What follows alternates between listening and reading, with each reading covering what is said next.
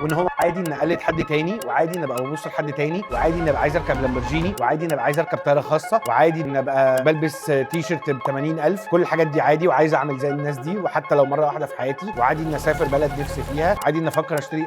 عرفت ان في ناس بتشتري جزر. جزر يبقى حته بلد كده بتاعته، حته ارض في العالم بتاعته. احنا لما بنبدا تشتري ارض في مصر، لا ده اشترى جزيره في البحر. طب هو استنى بس، الحلم ده صعب ولا سهل؟ واحد من صحابي كان الايجنسي بتاعته بتكمبيت مع الايجنسي بتاعتي، فالراجل ده جالنا وادانا محاضره بتاعه 80/20، وقال لك ان في يا جماعه 20% من الناس هم اللي هيعملوا، اللي هيبقوا باينين، وهم اللي هيبقوا اقوياء ومش عارف ايه، وانت اختار انت هتبقى واحد من ال80 ولا واحد من ال20%. الايجنسي بتاعتنا كنت لازم انا اللي فوضوني اقول السبيتش قدام اونكل. انا كنت مرعوب، فانا طلعت بقى ما عنديش انا الكونتنت بتاع الراجل كان عندي الكونتنت بتاع محمد فؤاد. قلت لهم بصوا الراجل ده جه قال لنا كذا كذا كذا كذا كذا، وانا موافق على كلامه، بس انا ما بعرفش اقول زيه. انا احكي لكم حكايه ثانيه. محمد فؤاد قال ايه؟ قال نحلم على كيفنا نغلب عذاب خوفنا. والاغنيه دي كل الجراح بتعدي والعمر راجع وردي، ليه احلم على قدي ويكون لحلمي حدود، قادر اكون وهكون عاشق.